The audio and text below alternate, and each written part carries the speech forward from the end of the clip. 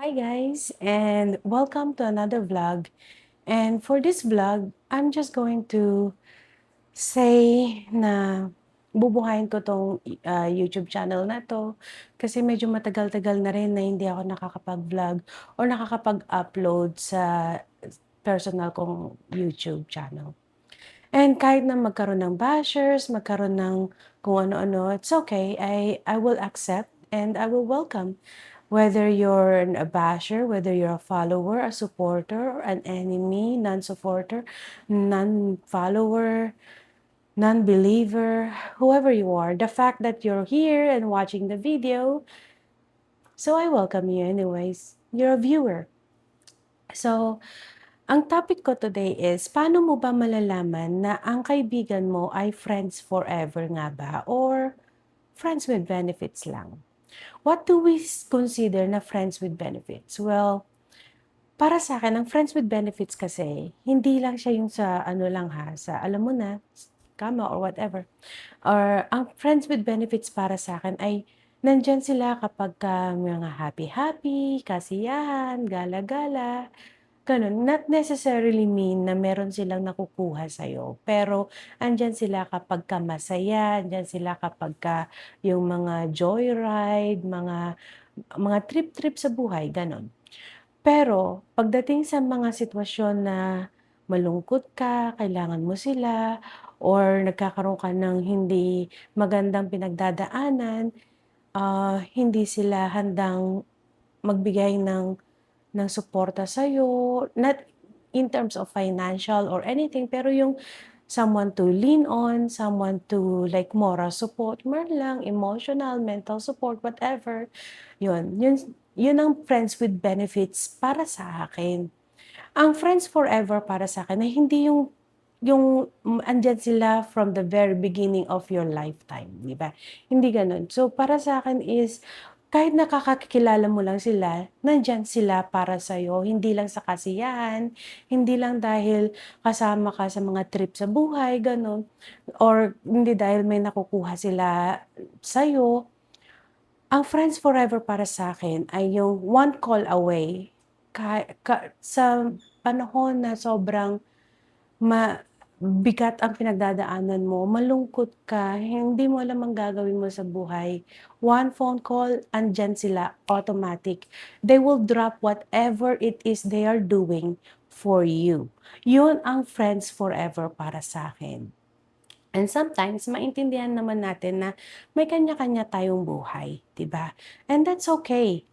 Pero yung ano, yung nandiyan sila magbigay ng suporta sa'yo, kapag kailangan mo kausap ka nila, hindi nila sasabihin na busy sila kahit na yung phone call man lang or chat man lang, hindi ka i-cha-chat. No, andiyan sila, magbibigay sila, maglalaan sila ng oras at panahon para sa'yo. Dahil they consider you not only just a friend, but they consider you as a family. So yun ang friends forever para sa'kin.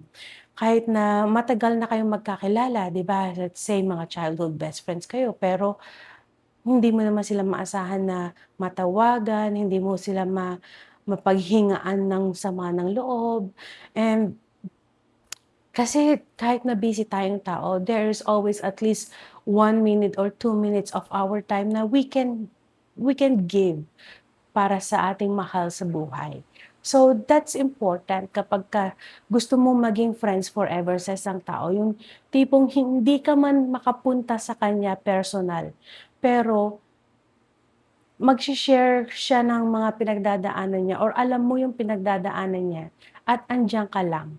Hindi mo siya iiwan sa ere, yun ang importante. Pero pagka yung, hmm, ang daming nangyayari sa buhay mo, hindi sila makapagkaano sa'yo, iba na yun, iba yun. So we should always be careful kung sino talaga yung pagkakatiwalaan natin sa buhay natin.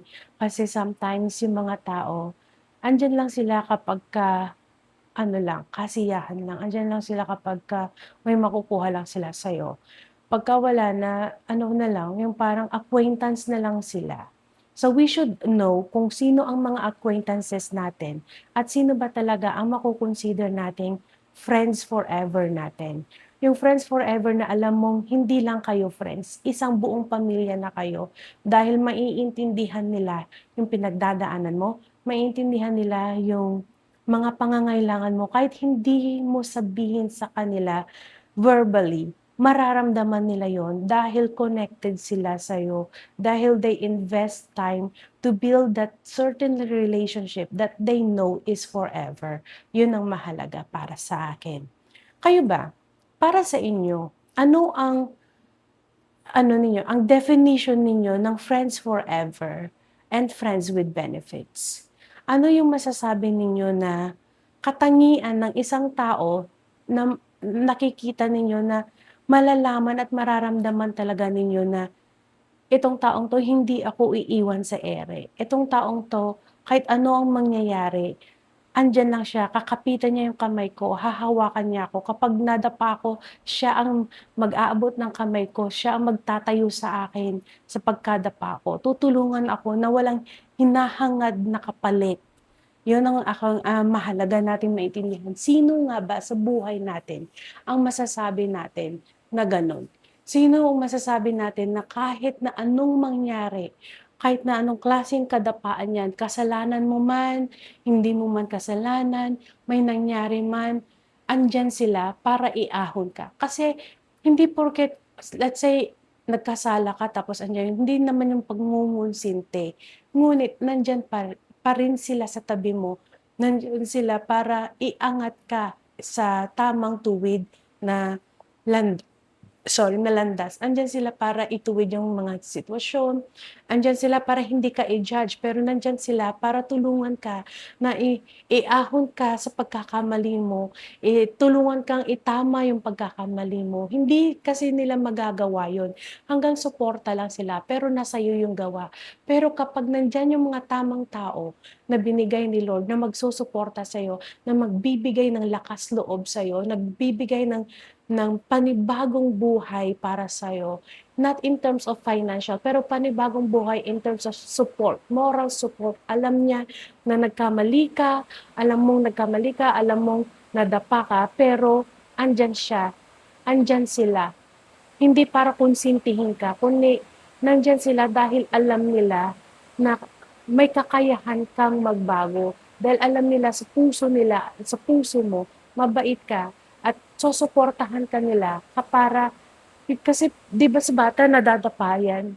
Hindi naman natin hahayaang madapa yan, 'di ba? Kasi 'pag nagkamali yan hindi natin pababayaan. Susuportahan natin yan, gagabayan natin yan para maitama ang lahat ng pagkakamali o pagkukulang nila, 'di ba? Gano'n yung isang magandang katangian ng tao na alam mo kahit anong mangyari hindi ka iiwan sa ere. So yun lang, gusto ko lang i-share yung aking pananaw pagdating sa pagkakaroon ng isang kaibigan. Totoo man na kaibigan yan o friends with benefits lang. So, kayo, ano bang friends benefits para sa inyo? Ano ba ang friends forever para sa inyo? Share niyo naman. And thank you for watching guys. Until next time. Bye!